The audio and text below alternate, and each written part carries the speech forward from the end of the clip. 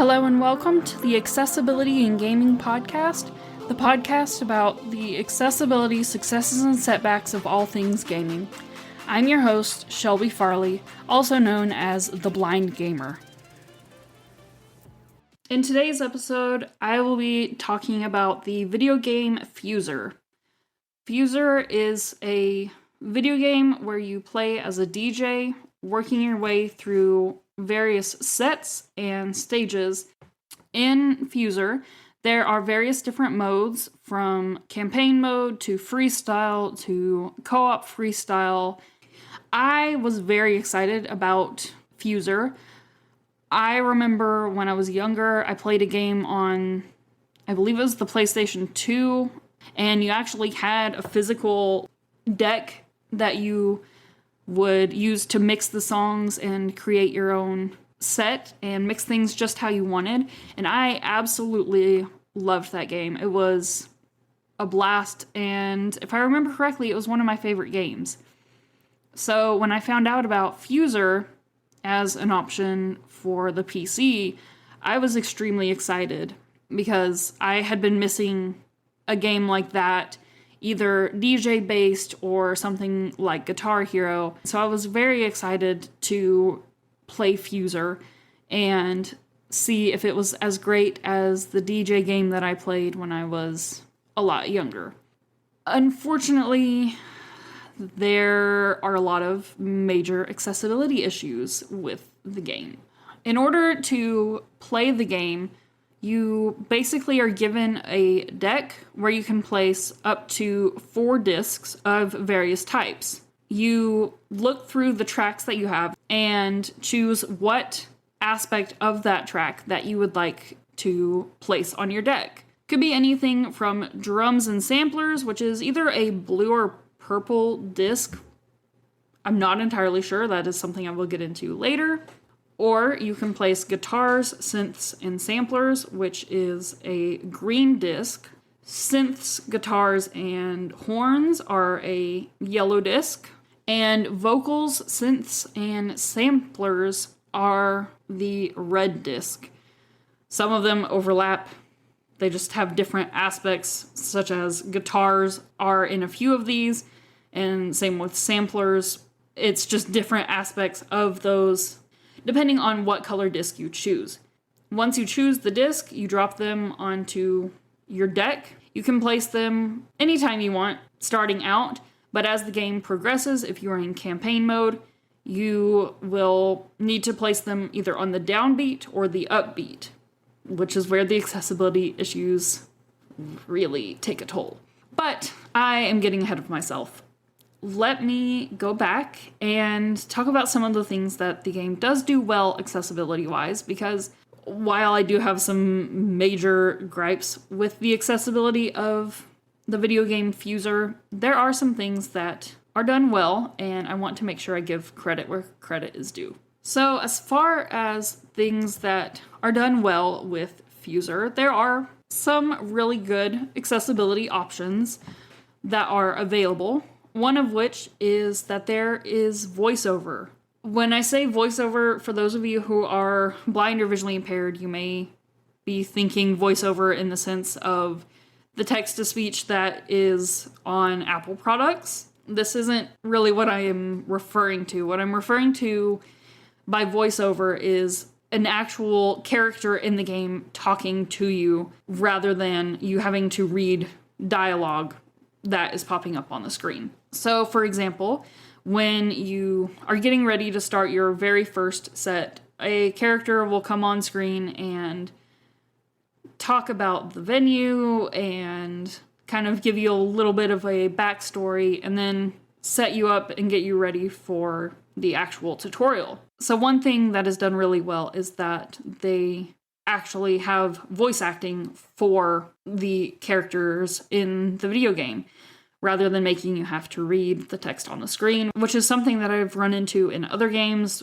It's actually a big reason I don't play most role-playing games, is because there's a lot of reading text on screen rather than voice acting. So the fact that there is voice acting, or as they call it, voiceover, in the game, that is something that is very beneficial. And you actually have the option of turning that on or off depending on what you would prefer. And you can also adjust the volume of the voiceover, which I think is really nice because a lot of the stuff in the game is very loud. And so it's nice to have the ability to control the volume of the voiceover. Speaking of controlling the volume within the game, another thing that is done well, accessibility-wise, is that they have various different volume controls. There is not only the control for the voiceover volume, but also for the music volume, the sound effects volume, and even the volume of the crowd in the background. I believe by default, the volume for all of them is set to 50, but you can adjust them much higher or much lower depending on what you would prefer. It's nice that I can change those according to my needs, and some of the things you can either turn off or turn down to volume 1 where you can barely hear it at all, which is great for someone like me who gets overstimulated very easy because there's a lot going on in the game. And so if I can at least control some of the volume levels, that helps reduce the chance of getting overstimulated, because if I get overstimulated, then I am more likely to stop playing the game. Something else that I feel is done well in Fuser is during the tutorials, not only do they have text explaining what you need to do, but there are also visual demonstrations of what you are being told to do. So, for example, instead of just saying drop a disc onto your deck, there is a visual demonstration of dragging the disc from the track all the way down and placing it on the deck, which I find is very helpful because some people are better at learning visually, and I think it's great that there are different methods for people that have different learning styles. The other thing is that the text in the tutorials is somewhat large. It's large enough that I can read it without having magnification enabled. However, I still typically use magnification because even though I can read it, it's not super easy for me to read. And so I still use magnification. But it is nice that the font is actually larger and not quite as difficult to read. And then if you add magnification on top of that, it just makes it even easier to read.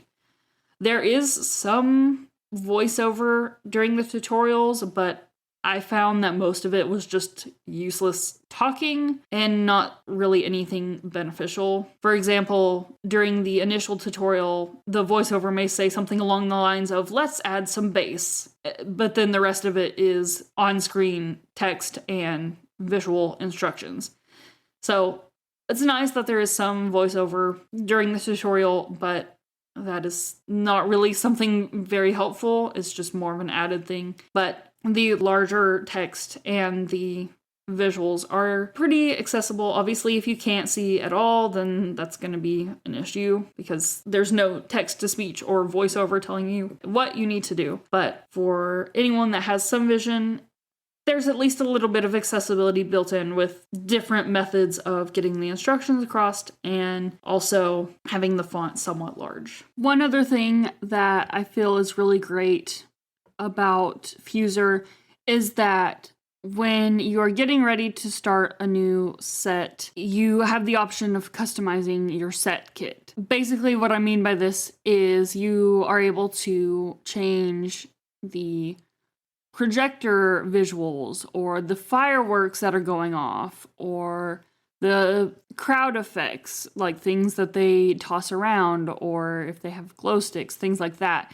You can not only choose the ones that either look the coolest to you or are less overstimulating, but you can also turn most of them off altogether. The only one that you can't turn off is the light show, which I will get into later, but it's really nice that if I wanted to, I could turn off all the fireworks and not have any crowd effects and things like that. So that is something that I find really nice as well, that I can, along with adjusting the volume as low as I need it to be, I can also adjust a lot of the visuals that are taking place on screen. That being said, unfortunately, there are many setbacks accessibility-wise with this game, one of which is that the text pretty much everywhere other than in the tutorial is too small. The biggest issue with the text size is down in the corner whenever you are playing a set, there are instructions on what the crowd is wanting, such as multiple bass tracks or multiple drum tracks. And without magnification, I can't see those at all. Same with the track information. Sometimes the crowd will want a 2000s song or a pop song or a certain song in particular.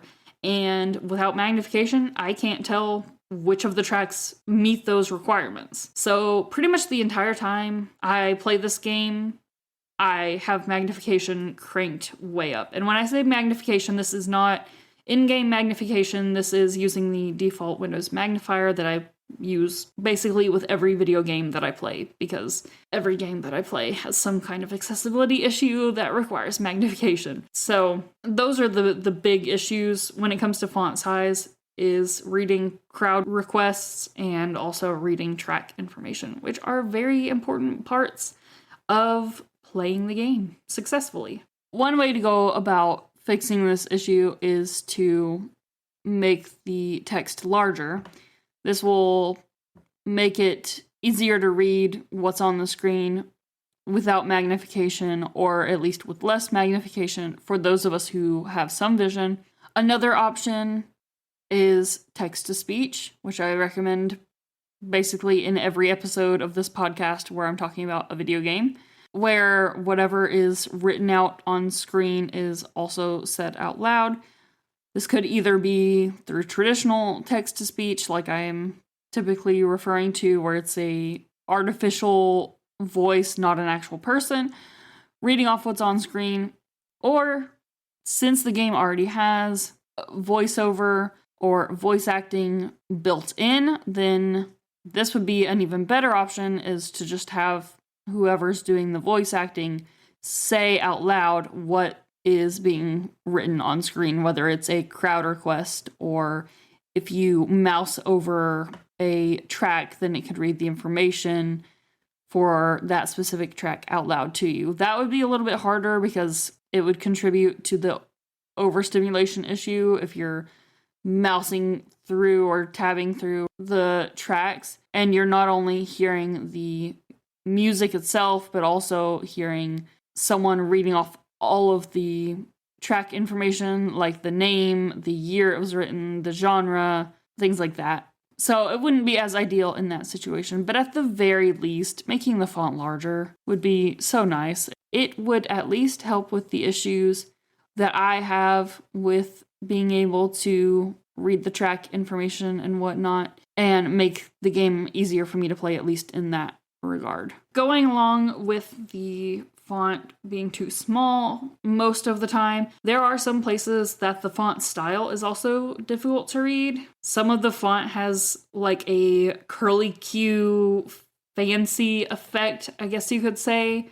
And while it may look pretty to those people that can see well, for someone like myself, trying to read text that is done in very intricate font styles is difficult to read. So even if the text is very large, if the font style is too detailed, I still can't read it. So that is not something I encountered in too many places, but is something that I feel like should be noted because I did run into that issue at least a couple times. So as far as fixing this issue, it's pretty simple. Just use a more basic, less intricate font style. I mean, if you really insist on having something fancy, then at least have a toggle or different font options. Just some way for those of us who have a hard time reading very intricate font styles to switch to or have by default a more basic option that is easier to read. Because no matter how large the text is, if it's too intricate, then it's still going to be hard to read. Another issue is the timeline. The timeline is displayed below each track and basically shows you where the down and up beats are for that track and each component within the track.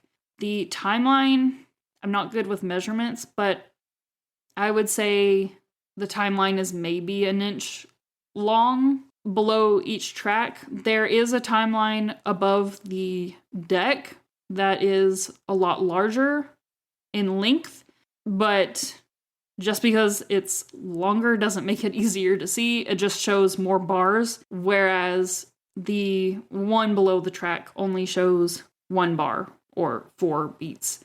So the length of the timeline being longer doesn't actually help in making it more accessible. It just shows more. So since it's maybe an inch long below the track, which is where you really need to be looking at the timeline anyway, it is way too small. And then if you want to see the upbeats, each upbeat is represented by a little tiny dot on the timeline.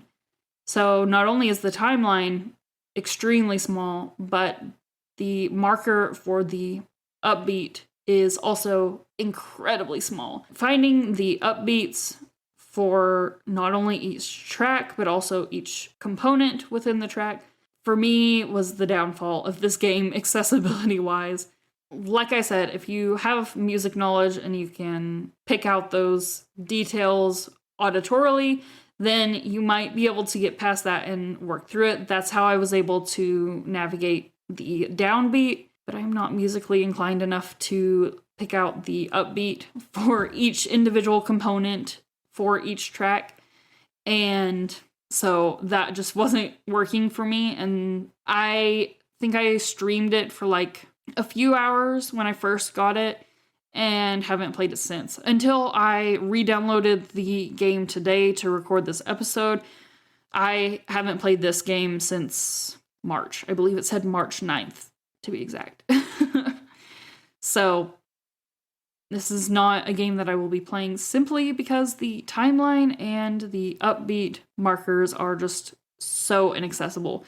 Even playing this game on 400 or 500 times magnification, I still am not really able to see the markers for the upbeats. Making the timelines below each track larger, not just in length, but in height, and then in turn making the markers for the upbeat larger as well would be a massive help.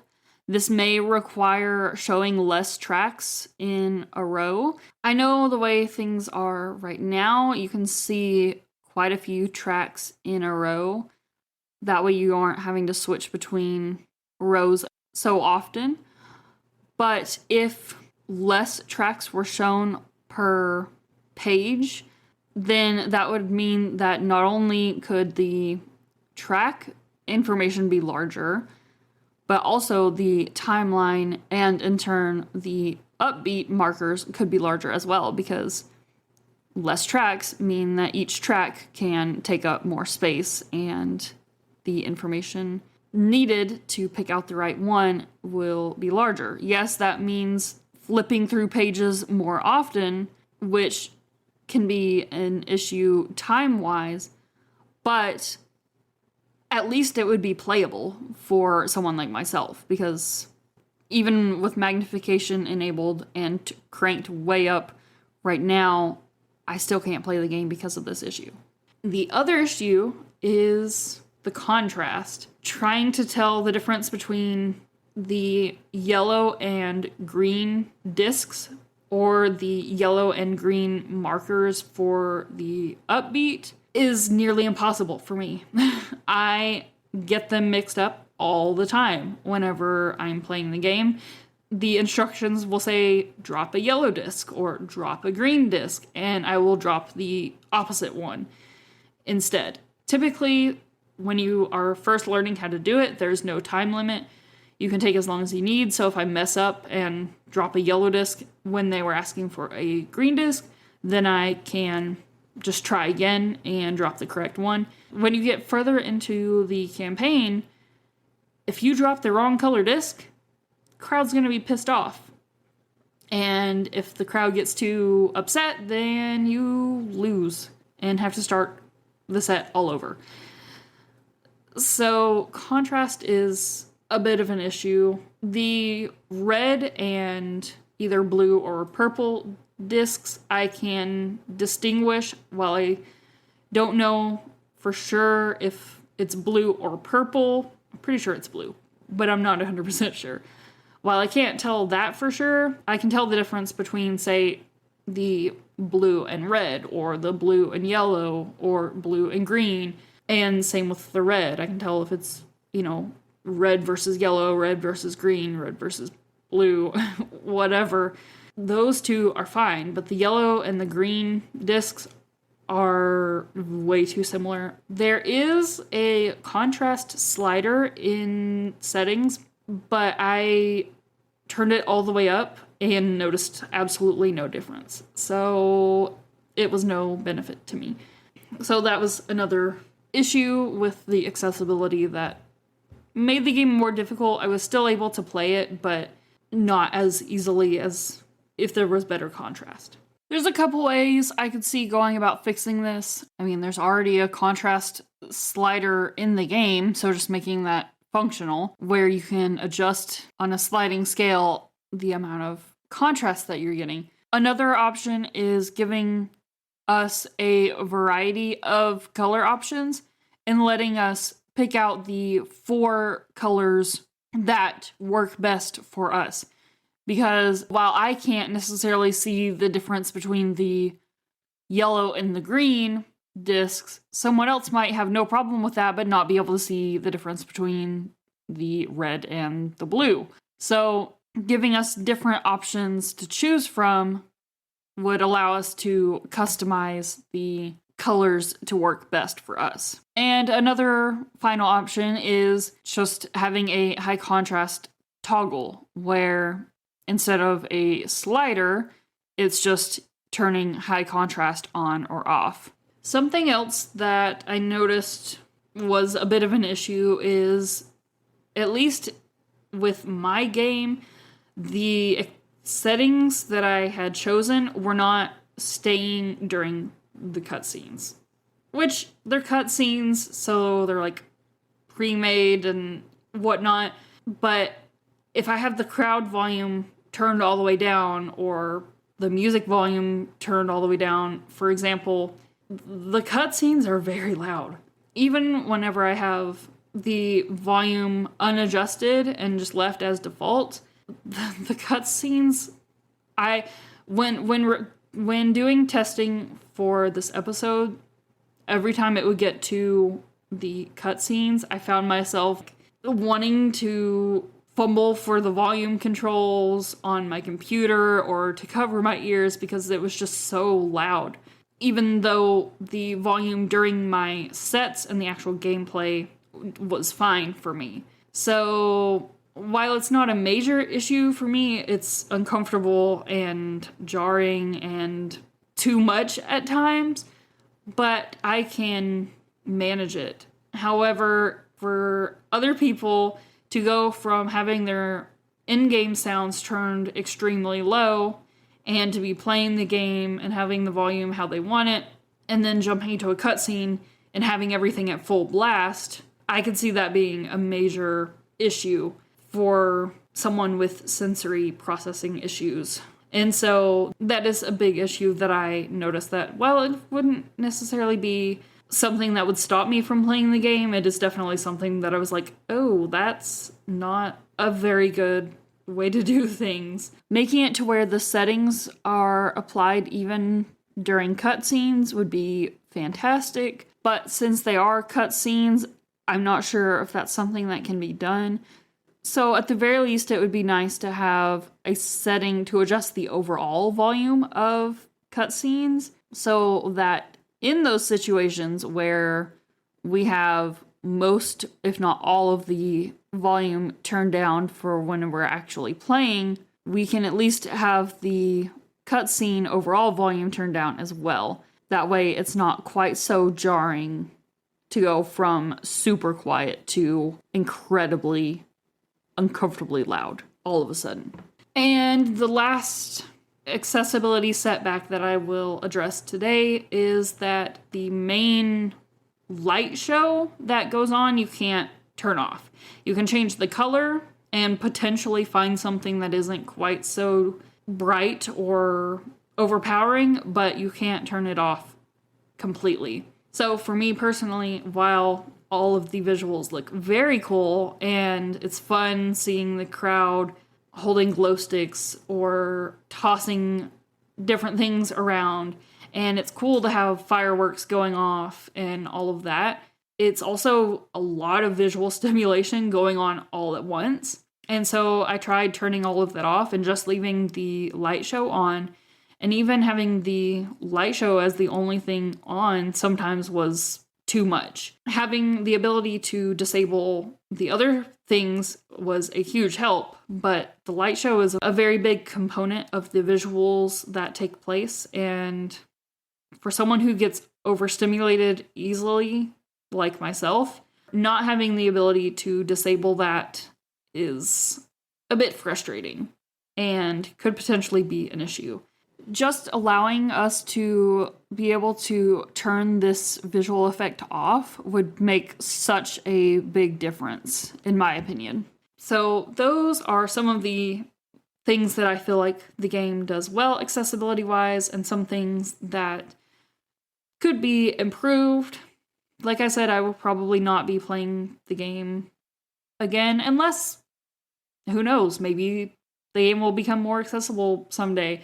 But where the game is right now, I will not be playing it again just because it is too inaccessible. I made it to, I believe, the 5th or 6th set and can't get past it because I can't see well enough. So those are the things that I found with the game. If you have played Fuser and you have your own opinions on its accessibility or lack thereof, feel free to let me know.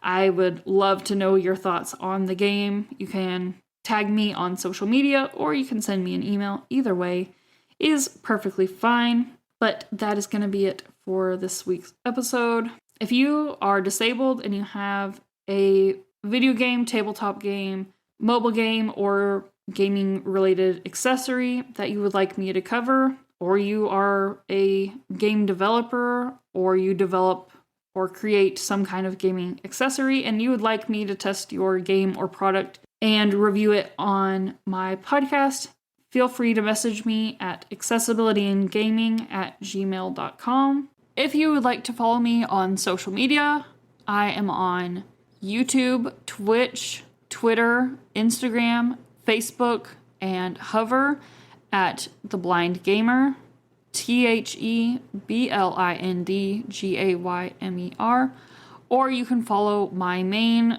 social media accounts on YouTube, Twitter, Instagram, Facebook, TikTok, and Snapchat at Shelby Farley, ChelbyFarley. Thank you so much for listening to the Accessibility and Gaming Podcast. I'm your host, Shelby Farley, aka The Blind Gamer.